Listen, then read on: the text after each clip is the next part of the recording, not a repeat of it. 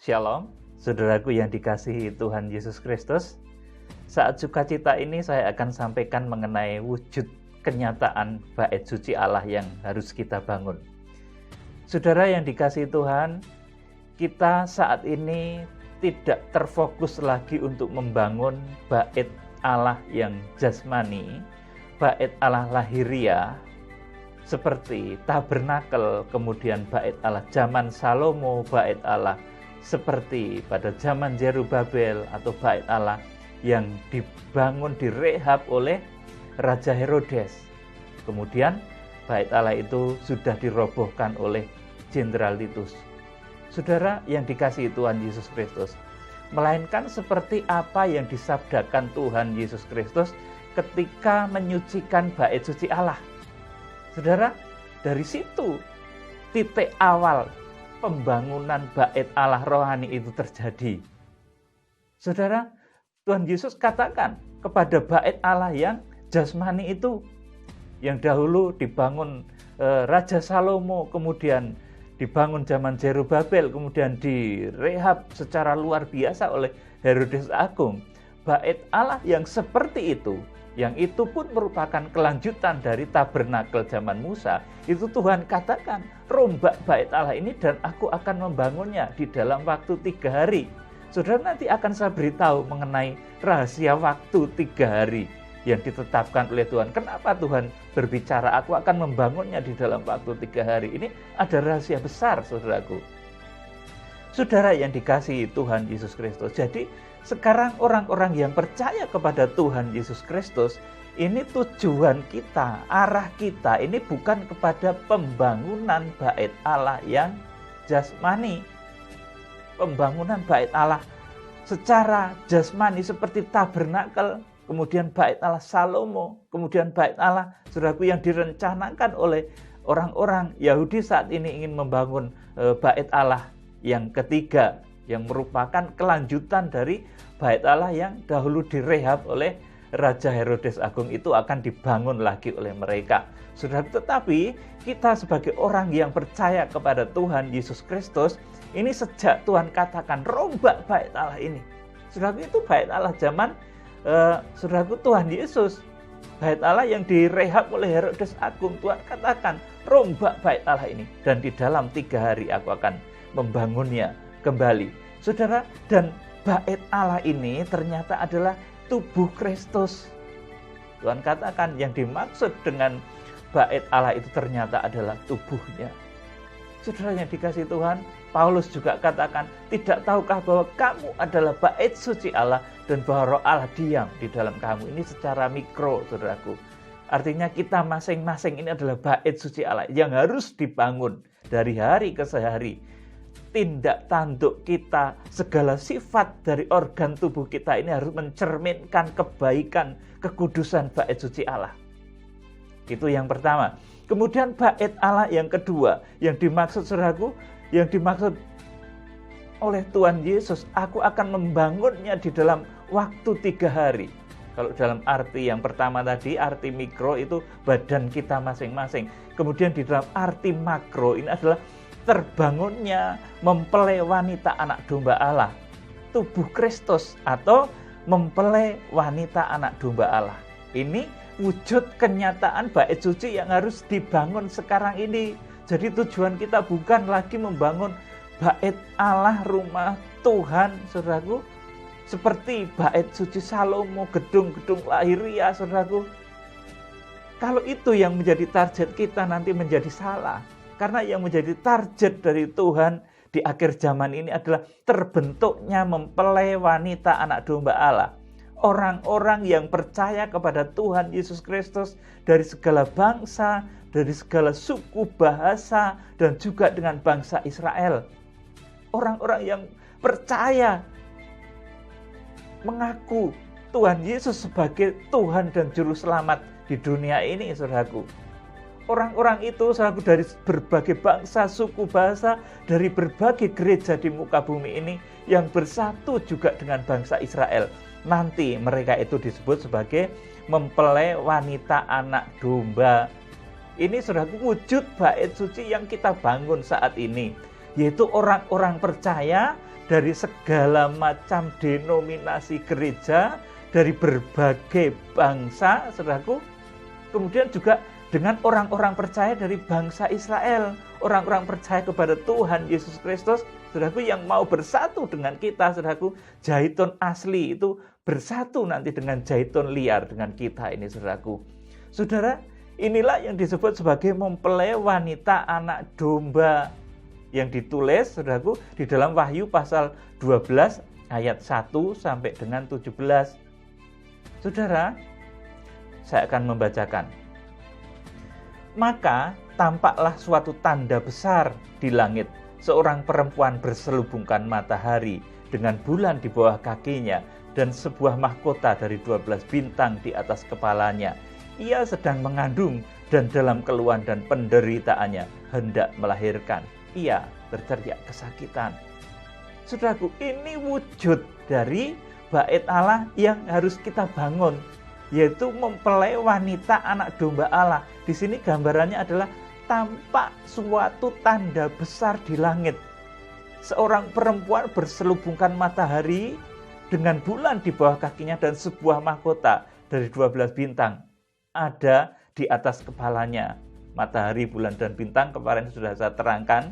Matahari itu merupakan pakaian pemberian dari Allah, Sang Allah Bapa yang berwujud. Saudaraku, wujudnya adalah kitab Kejadian sampai Maleaki, Perjanjian Lama ini pakaian matahari.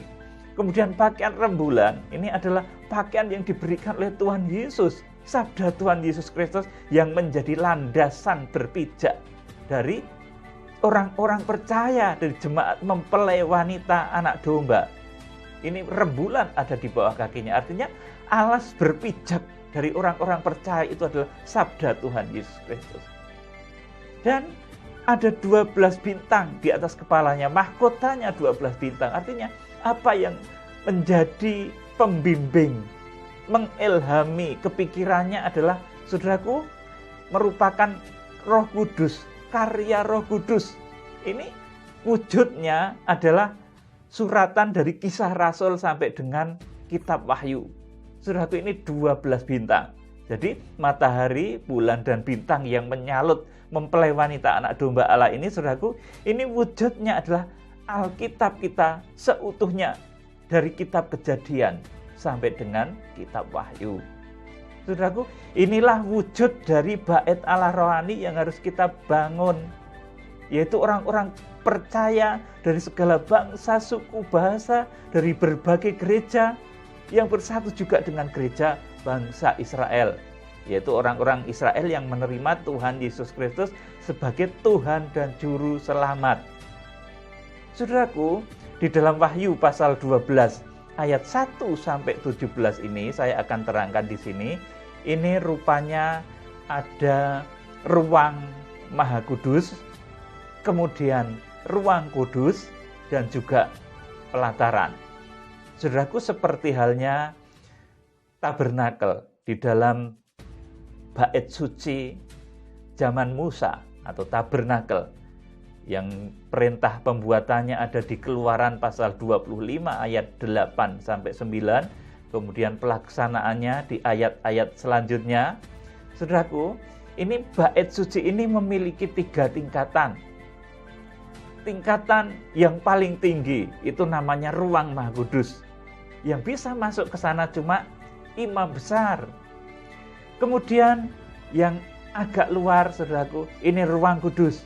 Saudaraku, ini imam-imam bisa masuk. Kemudian yang paling luar ini adalah pelataran. Saudara yang dikasihi Tuhan Yesus Kristus. Kemudian di Wahyu pasal 12 ayat 1 sampai 17, kalau ini merupakan bait suci Allah, ini ternyata juga ada 3 unsur itu, saudaraku. Kalau bait suci atau tabernakel atau miskan, tempat Allah hadir pada zaman Taurat, itu juga memiliki 3 tingkatan. Ruang Maha Kudus, kemudian ruang kudus, dan pelataran. Kemudian bait suci Allah yang dibangun oleh Tuhan Yesus, semenjak Tuhan katakan, rombak bait Allah ini, dan aku akan membangunnya di dalam 3 hari. Saudara, Wahyu pasal 12 ayat 1 sampai 17 ini sebetulnya masih bayangannya. Nanti sesungguhnya bait suci Allah yang sesungguhnya itu tertulis dalam Wahyu pasal 21 ayat 1-3. Kemah Allah ada di tengah-tengah manusia, sidang mempelai wanita anak domba Allah. Yerusalem baru itu turun dari surga seperti mempelai wanita yang berhias bagi mempelai prianya. Saudara yang dikasihi Tuhan Yesus Kristus, kembali saya akan sampaikan Wahyu pasal 12 ayat 1-17. Ini ada ruang Maha Kudusnya. Kemudian ada ruang kudusnya dan ada pelatarannya.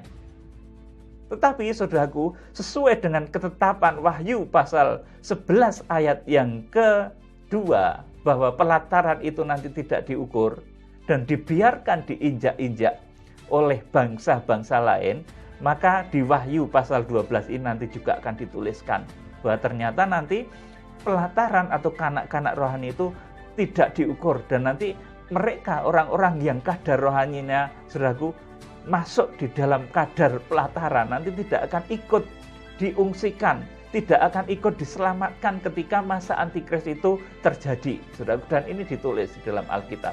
Saudara, kemudian di dalam kitab Wahyu pasal 12 ayat 1-17, ini mana ruang Maha Kudusnya?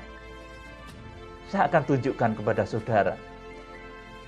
Kalau wujud bait suci Allahnya adalah Wahyu pasal 12 ayat 1-2, saudaraku, seorang perempuan yang berselubungkan matahari, bulan, dan bintang, yang mengandung, saudaraku, dan dalam keluhan dan penderitaannya hendak melahirkan, ia berteriak kesakitan.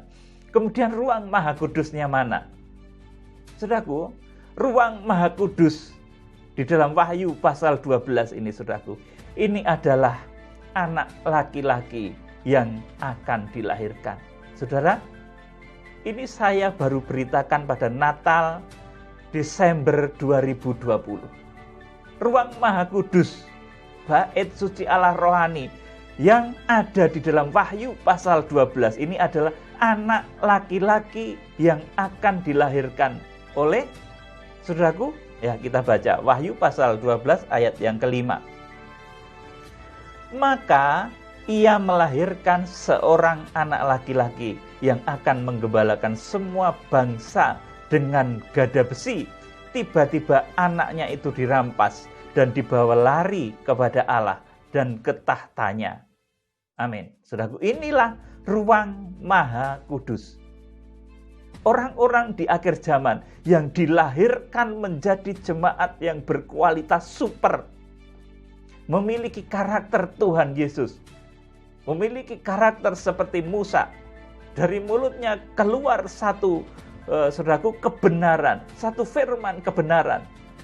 Kalau Tuhan Yesus, dari ucapan mulutnya keluar sabda firman. Kalau Musa, saudaraku, dari mulutnya bisa keluar penghukuman 10 tulah di Mesir. Saudara yang dikasihi Tuhan, di akhir zaman, saudara, mempelai ini akan melahirkan jemaat, saudaraku, yang berkualitas sedemikian luar biasa, yang disebut sebagai anak laki-laki yang lahir, saudaraku. Maka ia melahirkan di sini eteken, saudaraku, dalam bahasa aslinya, atau dalam strongnya itu tiktau, ya saudaraku, melahirkan. Itu artinya juga menghasilkan. Jadi ini bukan makna harafiah ini kemudian melahirkan satu orang anak, itu bukan, saudaraku. Tetapi ini merupakan satu makna yang mencakup keseluruhan, yaitu gereja di akhir zaman, mempelai wanita anak domba Allah, nanti akan melahirkan tipe jemaat yang mencapai kualitas rohani ruang Maha Kudus, saudara. Dan kepada orang yang mencapai tingkat rohani seperti ini, karena ini merupakan tubuhnya Tuhan sendiri, saudaraku. Ini tubuh Kristus. Kalau 2000 tahun yang lalu, itu yang lahir, itu adalah Tuhan Yesus, kepala gereja. Tetapi yang lahir di dalam Wahyu pasal 12 ayat yang kelima ini adalah tubuhnya Tuhan Yesus Kristus.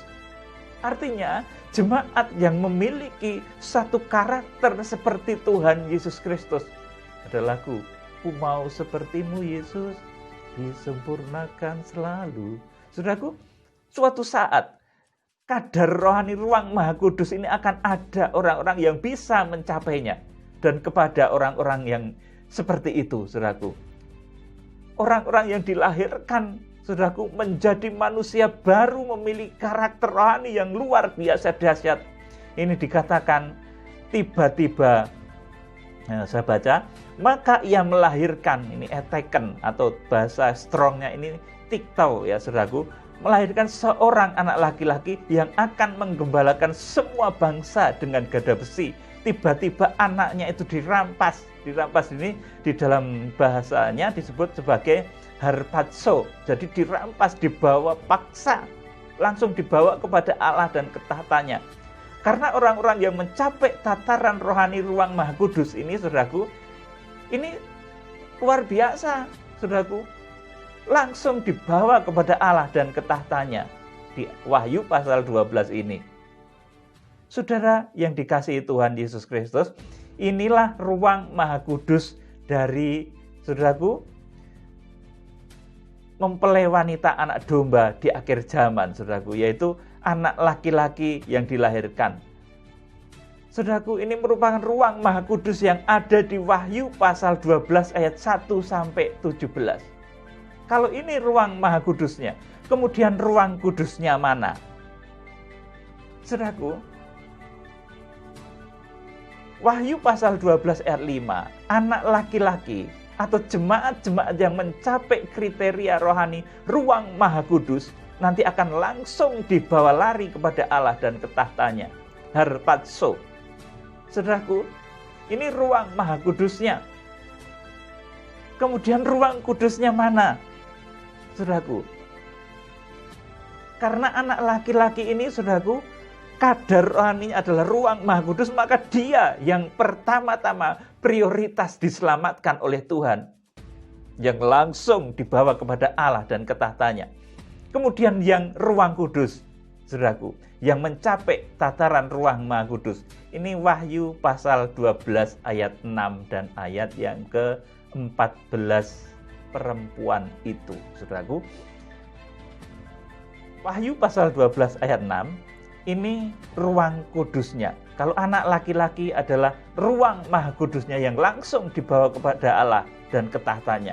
Kemudian ruang kudusnya ini adalah, kita baca Wahyu pasal 12 ayat yang ke-6. Perempuan itu lari ke padang gurun di mana telah disediakan suatu tempat baginya oleh Allah, supaya ia dipelihara di situ 1260 hari lamanya. Perempuan itu lari. Lari ini di sini dituliskan sebagai peugo, saudaraku, artinya lari, hilang, lenyap. Saudaraku, ke satu tempat, ini caranya dahsyat. Meskipun ini ruang kudus, tapi prosesnya juga dahsyat, saudaraku. Yang dikatakan di dalam Matius pasal yang ke-24 ayat 16 sampai 18, yang ada di peranginan gak usah turun pada saat itu, saudaraku, akan terjadi ini. Akan terjadi pengungsian. Yang sedang di ladang gak usah pulang, karena pada saat itu akan ada, saudaraku, pengungsian.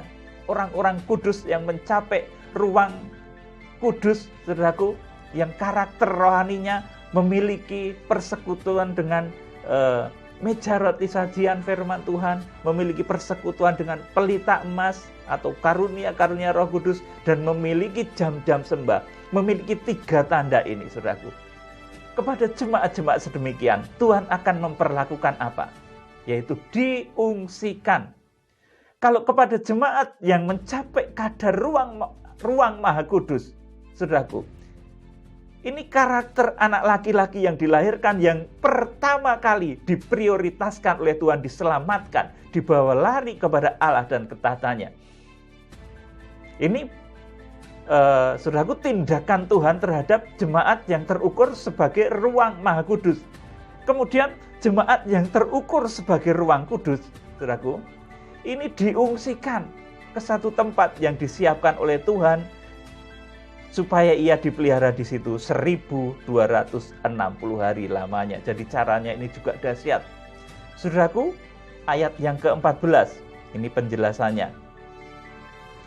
Kepada perempuan itu diberikan kedua sayap dari burung nasar yang terbang, supaya ia terbang ke tempatnya di padang gurun, di mana ia dipelihara jauh dari tempat ular itu selama 1 masa dan 2 masa dan setengah masa. Amin. Saudaraku, jadi pertama tadi yang mencapai ruang Maha Kudus, karakter jemaat anak laki-laki, saudaraku, yang dilahirkan gereja di akhir zaman, nanti itu akan langsung dibawa kepada Allah dan ke tahtanya, harpazo, saudaraku. Itu, saudaraku, waktunya juga 1260 hari, tetapi tidak dicatat di sana. Yang dicatat adalah ketika wanita itu, saudaraku, diungsikan ke padang belantara pengungsian. Orang-orang yang mencapai kriteria rohani ruang kudus nanti akan diungsikan ke satu tempat yang disiapkan oleh Tuhan selama 1260 hari lamanya. Jadi baik yang harpazo dibawa langsung lari kepada Allah dan ke tahtanya, ini ada. Kemudian yang, saudaraku, diungsikan ke padang belantara pengungsian, ini juga ada. Karena perlakuan Tuhan kepada jemaat-jemaatnya itu menurut kadar rohaninya masing-masing. Yang kadar rohaninya ruang Maha Kudus, berkarakter anak laki-laki, berkarakter seperti Yesus, berkarakter seperti Musa. Saudaraku, kepada mereka, saudaraku, Tuhan akan perlakukan, akan dibawa langsung lari kepada Allah dan ke tahtanya, harpazo. Tetapi kepada orang-orang yang mencapai tataran rohani, ruang kudus, nanti akan diungsikan dahulu ke satu tempat di padang belantara pengungsian selama 1260 hari lamanya. Saudaraku, digambarkan kalau di dalam Wahyu pasal 12 ayat 14 ini, prosesnya adalah terbang, petomai, saudaraku, terbang dengan 2 sayap burung nasar besar, supaya ia terbang ke tempatnya di padang gurun, di mana ia dipelihara jauh dari tempat ular itu selama 1 masa dan 2 masa dan setengah masa. Jadi selama masa antikris, nanti orang-orang yang rohaninya mencapai kadar ruang kudus, itu akan diungsikan ke satu tempat yang disiapkan oleh Tuhan. Saudaraku, luar biasa ini. Menunggu kedatangan Tuhan, saudaraku, selama 1260 hari, atau di sini dikatakan juga 3,5 masa, 1 masa, 2 masa, dan setengah masa. Saudara, ini jemaat yang mencapai kriteria ruang kudus, yang memiliki 3 tanda, yaitu bersekutu dengan firman Tuhan, bersekutu dengan kuasa Roh Kudus, dan bersekutu dengan memiliki jam-jam doa dan sembah, memiliki meja roti sajian, pelita emas, dan mesbah dupa. Jemaat yang sedemikian nanti akan diungsikan.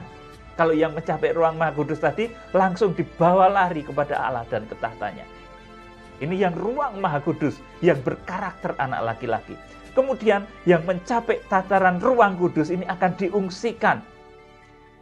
Kemudian apa yang terjadi dengan orang-orang yang rohaninya kanak-kanak atau pelataran?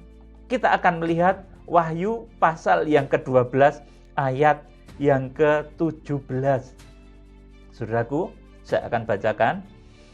Maka marahlah naga itu kepada perempuan itu, lalu pergi memerangi keturunannya yang lain, yang menuruti hukum-hukum Allah dan memiliki kesaksian Yesus. Ini orang-orang Kristen juga, tetapi kadar Kristennya rohani, masih hidup di dalam daging, di dalam hawa nafsu. Mereka percaya Yesus, tapi masih hidup di dalam hawa nafsu dan kedagingan mereka yang cukup kental. Pada saat itu mereka dikatakan di sini, lalu pergi. Maka marahlah naga itu kepada perempuan itu, lalu pergi memerangi keturunannya yang lain. Jadi Wahyu pasal 12 ayat 1 dan 2, perempuan itu rupanya, saudaraku, gereja akhir zaman itu rupanya tidak hanya melahirkan orang yang berkarakter ruang Maha Kudus, anak laki-laki. Dia juga, saudaraku, melahirkan, saudaraku, anak yang lain, keturunan yang lain, yang tidak mencapai ukuran yang ditetapkan oleh Tuhan. Karena nanti yang saudaraku terukur dan waktu pengukuran adalah Wahyu pasal 11 ayat 1 dan 2. Saudaraku yang dikasihi Tuhan, di sini dikatakan orang-orang yang kanak-kanak rohani atau keturunan yang lain atau pelataran bait suci itu akan diizinkan diperangi oleh iblis antikris, saudaraku. Akan diinjak-injak oleh antikris. Jadi Wahyu pasal 12 ayat 17 ini, maka marahlah naga itu kepada perempuan itu, lalu pergi memerangi keturunannya yang lain, yang menuruti hukum-hukum Allah dan memiliki kesaksian Yesus. Ayat ini adalah pelaksanaan dari kitab Wahyu pasal 11 ayat 1 dan 2, di mana pelataran akan diizinkan diinjak-injak. Saudara, saya bacakan Wahyu pasal 11 ayat 1 dan 2. Kemudian diberikanlah kepadaku sebatang buluh seperti tongkat pengukur rupanya dengan kata-kata yang berikut. Bangunlah dan ukurlah bait suci Allah dan mezbah dan mereka yang beribadah di dalamnya. Jadi saudaraku, yang diselamatkan itu bait suci Allah dan mezbah dan mereka yang beribadah di dalamnya. Ayat 2, tetapi kecualikan pelataran bait suci yang di sebelah luar, janganlah engkau mengukurnya, karena ia telah diberikan kepada bangsa-bangsa lain, dan mereka akan menginjak-injak kota suci 42 bulan lamanya. Saudara yang dikasihi Tuhan, jadi yang diselamatkan oleh Tuhan ketika masa antikris terjadi, itu adalah orang-orang yang taraf rohaninya, saudaraku, minimal mencapai ruang kudus, bahkan sebisa mungkin mencapai karakter ruang maha kudus atau karakter anak laki-laki yang dilahirkan. Saudara yang dikasihi Tuhan Yesus Kristus, karena pelataran bait suci nanti tidak akan ikut diselamatkan. Mereka akan diinjak-injak. Seizin Tuhan akan bertemu dengan antikris. Dan diizinkan, dikatakan di sini, tetapi kecualikan pelataran bait suci yang di sebelah luar, janganlah engkau mengukurnya, karena ia telah diberikan kepada bangsa-bangsa lain, dan mereka akan menginjak-injak kota suci 42 bulan lamanya. Amin, saudaraku. Dan ini kemudian dilaksanakan, saudaraku, dalam Wahyu pasal 12 ayat 17. Maka marahlah naga itu kepada perempuan itu, lalu memerangi keturunannya yang lain. Saudaraku, kalau keturunan yang istimewa, yang berkarakter anak laki-laki, yang merupakan tubuh Tuhan Yesus sendiri, saudaraku, ini nanti diselamatkan. Di Wahyu pasal 12 ayat yang kelima. Pertama diselamatkan ini anak laki-lakinya. Seperti dahulu yang diprioritaskan, diungsikan dari ancaman Herodes yang membunuh anak laki-laki di Bethlehem, itu saudaraku, itu Tuhan Yesus, saudaraku. Kalau Maria itu ikut saja, saudara, karena mentaati perintah Tuhan. Saudara yang dikasihi Tuhan, yang pertama mendapat prioritas, diselamatkan, dibawa lari kepada Allah dan ketahatannya, ini adalah anak laki-laki. Orang yang mencapai ruang maha kudus, kadar rohaninya. Kemudian yang kedua, orang yang mencapai tataran rohani ruang kudus, mereka akan diungsikan ke satu tempat yang disediakan oleh Tuhan selama 1260 hari. Lamanya sama dengan lamanya waktu di bumi dikuasai oleh antikris, yaitu 1260 hari. Kemudian mereka yang kanak-kanak rohani, saudaraku, ini akan diizinkan tertinggal. Pelataran bait suci diizinkan tertinggal. Ini Wahyu pasal 12 ayat yang ke-17. Jadi ruang kudusnya mana, saudaraku? Wahyu pasal 12 ayat 1 sampai ayat 17 tadi, saudaraku. Ruang maha kudusnya adalah anak laki-laki yang dilahirkan. Kemudian ruang kudusnya, saudaraku, adalah wanita yang diungsikan ke padang belantara pengungsian. Kemudian pelatarannya adalah, saudaraku, anak-anak rohani yang tertinggal, yang tidak terukur rohaninya. Wahyu pasal 12 ayat yang ke-17. Jadi ruang maha kudusnya di dalam bait suci Allah yang rohani ini, saudaraku, dalam Wahyu pasal 12 ini, ruang maha kudusnya adalah anak laki-laki yang dilahirkan. Wahyu pasal 12 ayat 5, yang langsung dibawa kepada Allah dan ketahatannya. Ini ruang maha kudus. Jemaat akhir zaman yang mencapai ruang maha kudus. Kemudian ruang kudusnya adalah mempelai adalah perempuan itu yang diungsikan ke padang belantara pengungsian. Di ayat yang ke-6 dan ayat yang ke-14. Ini ruang kudusnya. Kemudian pelatarannya, saudaraku, ini adalah Wahyu pasal 12 ayat yang ke-17. Naga itu memerangi keturunan yang lain dari wanita itu. Jadi sekali lagi, wanita itu, saudaraku, gereja akhir zaman itu, saudaraku, tidak hanya melahirkan orang-orang yang, saudaraku, mencapai ruang kudus, tapi juga melahirkan keturunan yang lain. Orang-orang yang tidak terukur rohaninya. Dan mereka ketika masa antikris terjadi, nanti akan diizinkan diperangi oleh si ular naga tua. Kalau dalam bahasa Wahyu pasal 11 dikatakan mereka akan diizinkan diinjak-injak oleh, saudaraku, kuasa jahat. Saudara yang dikasihi Tuhan, saya akan memberitahu kalau Wahyu pasal 12 ayat 1 sampai 17 ini baru gambaran, saudaraku, baru satu gambaran. Kemudian nanti hakikatnya sebetulnya kemah Allah, bait Allah adalah mempelai wanita anak domba Allah. Adalah Yerusalem baru yang turun dari surga, itu bait Allah sejati yang dibangun oleh Tuhan di dalam saudaraku, sabdanya. Saudaraku, ketika Tuhan menyucikan bait suci Allah, saudaraku, Tuhan katakan rombak bait suci ini dan aku akan membangunnya di dalam waktu 3 hari. Saudara, nanti akan saya terangkan. Saudara, kita akan baca wujud dari kemah Allah, bait Allah rohani yang dibangun oleh Tuhan, yang Tuhan sebutkan selama 3 hari ini, rupanya adalah ini. Wahyu 21 ayat 1 sampai 3. Ini kenyataan bait Allah yang sesungguhnya. Jadi kalau kita melihat bait suci Allah, itu saudaraku, bait suci itu sesungguhnya apa itu saudaraku? Itu jemaat-jemaat Kristen, orang-orang percaya di akhir zaman, orang-orang percaya dari bahkan sejak zaman Tuhan Yesus, saudaraku. Semuanya, saudaraku, nanti yang percaya Tuhan Yesus itu merupakan bait suci rumahnya, merupakan tubuh Tuhan Yesus Kristus. Saudara, kemah Allah atau bait Allah itu adalah mempelai wanita anak domba Allah. Wahyu pasal 21 ayat 1 sampai 3. Lalu aku melihat langit yang baru dan bumi yang baru, sebab langit yang pertama dan bumi yang pertama telah berlalu dan laut pun tidak ada lagi. Amin. Saudaraku, jadi Yerusalem baru atau mempelai wanita anak domba Allah itu nanti akan turun sesudah kerajaan 1000 tahun damai. Perhatikan baik-baik. Yerusalem baru, mempelai wanita anak domba, ini akan turun nanti setelah langit yang lama dan bumi yang lama ini berlalu, tidak ada lagi. Saudara yang dikasihi Tuhan, saya akan lanjutkan.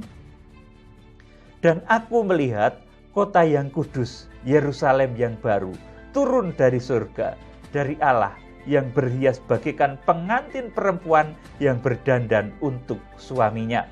Ayat 3, lalu aku mendengar suara yang nyaring dari tahta itu berkata, lihatlah, kemah Allah ada di tengah-tengah manusia, dan ia akan diam bersama-sama dengan mereka. Mereka akan menjadi umatnya, dan ia akan menjadi Allah mereka. Amin. Ini bait Allah yang sesungguhnya, di mana yang menjadi imam besarnya dari bait Allah, yang menjadi pemimpin dari bait Allah rohani, yang wujudnya nanti adalah Yerusalem baru yang turun dari surga. Ini imam besarnya adalah Tuhan Yesus Kristus. Saudaraku, ini bandingkan dengan tabernakel yang dibuat oleh Musa atas perintah Tuhan. Ya, Keluaran pasal 25 ayat 8 sampai 9. Ini dahulu. Ini merupakan satu gambaran fisiknya, saudaraku. Bait suci Allah secara fisik. Keluaran pasal 25 ayat 8 sampai 9. Dan mereka harus membuat tempat kudus bagiku, supaya aku diam di tengah-tengah mereka. Menurut segala apa yang kutunjukkan kepadamu, sebagai contoh kemah suci dan sebagai contoh segala perabotannya, demikianlah harus kamu membuatnya. Dan mereka harus membuat tempat kudus bagiku, supaya aku diam di tengah-tengah mereka. Ini namanya tabernakel dahulu. Tetapi Yerusalem baru samawi yang nanti turun setelah selesai kerajaan 1000 tahun damai. Ini dikatakan, dan aku melihat kota yang kudus, Yerusalem yang baru, turun dari surga dari Allah, yang berhias bagaikan pengantin perempuan yang berdandan untuk suaminya.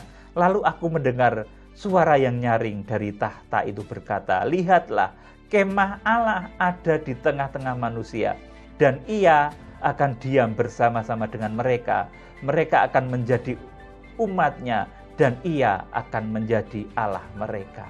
Amin. Saudaraku, betapa luar biasa sekali, saudaraku. Jadi, kalau Tuhan Yesus dahulu katakan, rombak bait Allah ini, dan aku akan membangunnya di dalam waktu 3 hari.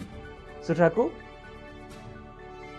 jadi bait Allah lahiriah yang harus dirombak dan berganti menjadi pembangunan bait Allah yang sesungguhnya, yaitu tubuh Kristus. Kalau bait Allah yang jasmani, bait Allah yang jasmani itu ya tabernakel, ya bait Allah zaman Salomo, bait Allah zaman Herodes Agung yang dirobohkan oleh Jenderal Titus, saudaraku. Ini, saudaraku, justru Tuhan katakan, rombak bait Allah ini dan dalam 3 hari aku akan mendirikannya kembali. Lalu kata orang Yahudi kepadanya, 46 tahun orang mendirikan bait Allah ini, dan engkau dapat membangunnya dalam 3 hari, tetapi yang dimaksudkannya dengan bait Allah ialah tubuhnya sendiri. Saudara, jadi bait Allah lahiriah, pengertian sampai saat ini, bahwa itu tabernakel, itu bait Allah Salomo, itu bait Allah bahkan yang akan dibangun di Israel di akhir zaman, saudaraku. Saudaraku, bukan itu yang harus dibangun. Tapi yang dibangun adalah tubuh Kristus, jemaat orang percaya. Saudaraku, yang wujudnya adalah Wahyu pasal 12 ayat 1-17. Itu yang harus dibangun. Bukan bangunan lahiriah lagi. Di mana, saudaraku, nanti bait Allah rohani ini Tuhan Yesus Kristus sendiri yang menjadi pemimpinnya. Tuhan Yesus Kristus sendiri yang menjadi imam besarnya. Tuhan Yesus Kristus sendiri yang akan membangun bait Allah rohani ini. Saudaraku, rombak bait Allah ini dan dalam 3 hari aku akan mendirikannya kembali. Kenapa 3 hari? Saudaraku, 3 hari bait Allah ini akan jadi. Saudaraku, setelah Tuhan ngomong itu, saudaraku, kepada orang-orang yang bertanya dengan kuasa apa. Lalu kata orang Yahudi kepada mereka, 46 tahun orang mendirikan bait Allah ini, dan engkau dapat membangunnya dalam 3 hari, tetapi yang dimaksudkannya dengan bait Allah ialah tubuhnya sendiri. 3 hari bait Allah ini akan jadi. Saudaraku, 1 hari, ini 2 Petrus 3 ayat 8, ini sama dengan 1000 tahun. Kemudian jadinya bait Allah ini, saudaraku, adalah di Wahyu pasal 21 ayat 2. Yerusalem baru yang turun dari surga. Wahyu pasal 21 ayat 2. Yerusalem baru ini ada setelah kerajaan 1000 tahun damai. Perhatikan baik-baik. Jadi nanti sebentar lagi, waktu yang akan segera kita songsong ini, Tuhan Yesus datang, kemudian kita akan masuk kerajaan 1000 tahun damai. Dan setelah kerajaan 1000 tahun damai itu berakhir, baru nanti Yerusalem baru itu, saudaraku, turun dari surga. Wahyu pasal 21 ayat yang kedua ini digenapi. Saudara, sedangkan posisi kita saat ini adalah sekitar 2000 tahun setelah perkataan Tuhan Yesus. Artinya kita hari kedua. Tuhan katakan 3 hari aku akan membangunnya. Saudaraku, saat ini kita sudah sampai kurang lebih 2000 tahun semenjak Tuhan ngomong, rombak bait Allah ini dan di dalam 3 hari aku akan membangunnya kembali. Saat ini kita berada kurang lebih 2000 tahun sesudah Tuhan ngomong, rombak bait Allah ini dan dalam 3 hari aku akan membangunnya kembali. Saudara, kita berada kurang lebih 2000 tahun setelah Tuhan Yesus bersabda demikian tadi. Kita berada di hari kedua. Saudaraku, setelah Tuhan Yesus ngomong rombak bait Allah ini dan dalam 3 hari aku akan membangunnya. Kita sudah ada di hari yang kedua ini, saudaraku. Di 1000 tahun yang kedua menurut suratan 2 Petrus 3 ayat yang ke-8 bahwa 1 hari bagi Tuhan, 1 hari yang dikatakan Tuhan itu sama dengan 1000 tahun bagi manusia. Saudara yang dikasihi Tuhan, jadi posisi kita ini adalah sekitar 2000 tahun setelah perkataan Tuhan Yesus tadi. Rombak bait Allah ini dan aku akan membangunnya di dalam 3 hari. Dan saat ini kita menunggu hari kedatangan Tuhan Yesus Kristus yang sudah dekat. Dan nanti sudah Tuhan Yesus Kristus datang, itu akan ada 1000 tahun damai. Kita menguasai bumi, saudaraku, di dalam tubuh kebangkitan. Orang-orang kudus dari Adam sampai akhir zaman nanti dibangkitkan. Kemudian saudaraku mempelai nanti diubahkan, saudaraku, dalam tubuh kemuliaan. Saudaraku, ketika Tuhan Yesus Kristus datang. Kemudian yang mati-mati syahid juga dibangkitkan, saudaraku, mewarisi kerajaan 1000 tahun damai. Semua orang benar mewarisi kerajaan 1000 tahun damai. Tetapi orang-orang lain tidak dibangkitkan. Alkitab menulis demikian. Dalam kerajaan 1000 tahun damai, orang-orang lain tidak dibangkitkan. Hanya orang benar yang menguasai kerajaan 1000 tahun damai di dalam tubuh kebangkitan. Saudara, bait Allah yang dibangun oleh Tuhan Yesus Kristus yang dikatakan waktunya adalah 3 hari ini, saudaraku, di mana posisi kita ini adalah sekitar 2000 tahun setelah perkataan Tuhan Yesus. Kita saat ini menunggu hari kedatangan Tuhan Yesus. Kemudian nanti setelah Tuhan Yesus Kristus datang, kemudian kita masuk kerajaan 1000 tahun damai. Dan sampailah nanti kegenapannya, terbentuknya bait Allah rohani yang dijanjikan. Dan aku akan membangun di dalam 3 hari. Itu nanti kegenapannya adalah, saudaraku, di dalam Kitab Wahyu pasal 21 ayat 1-3.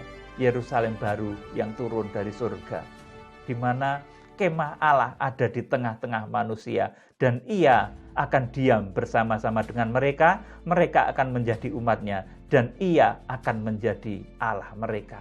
Saudaraku, ini Yerusalem baru.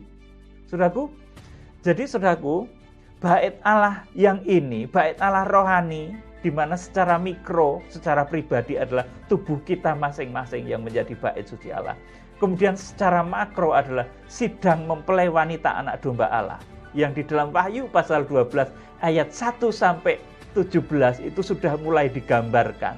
Dan nanti kegenapannya adalah, saudaraku, di dalam Wahyu pasal 21 ayat 1 dan sampai ketiga, di mana Yerusalem baru itu turun dari surga seperti mempelai pengantin perempuan yang berdandan untuk suaminya. Saudaraku, ini memakan waktu 3 hari Tuhan. Atau kalau dalam hari-hari manusia sama dengan 3000 tahun. Kita sekarang sudah ada di hari yang kedua. Atau dari saat Tuhan Yesus bersabda, rombak bait Allah ini dan aku akan membangunnya di dalam 3 hari. Kita sudah sampai pada hari yang kedua. Kita akan masuk dalam kerajaan 1000 tahun damai. Sebentar lagi setelah Tuhan Yesus Kristus datang. Saudara, dan yang menjadi bait Allah rohani yang dibangun oleh Tuhan, yang disabdakan di dalam, saudaraku, ketika Tuhan menyucikan bait suci Allah, Yohanes pasal 2 ayat 19-21, itu yang menjadi imam besarnya, yang menjadi pemimpinnya adalah Tuhan Yesus Kristus sendiri. Saudara, betapa dahsyat. Ibrani pasal 8 ayat 1-2. Inti segala yang kita bicarakan ini ialah kita mempunyai imam besar yang demikian, yang duduk di sebelah kanan tahta yang maha besar di surga, dan yang melayani ibadah di tempat kudus, yaitu di dalam kemah sejati yang didirikan oleh Tuhan, bukan oleh manusia. Amin, saudaraku. Jadi kalau Tuhan bersabda, rombak bait Allah ini di dalam 3 hari, aku akan membangunnya. Ini adalah kegenapannya adalah Wahyu pasal yang ke-21 ayat 1 sampai yang ketiga, di mana bait Allah rohani ini yang menjadi imam besar dan pemimpinnya adalah Tuhan Yesus Kristus sendiri. Jadi demikian, kiranya Tuhan memberkati saudara dengan roh hikmat dan wahyu. Salam penuaian, Tuhan Yesus Kristus, Imam Besar Agung, memberkati saudara. Haleluya. Amin.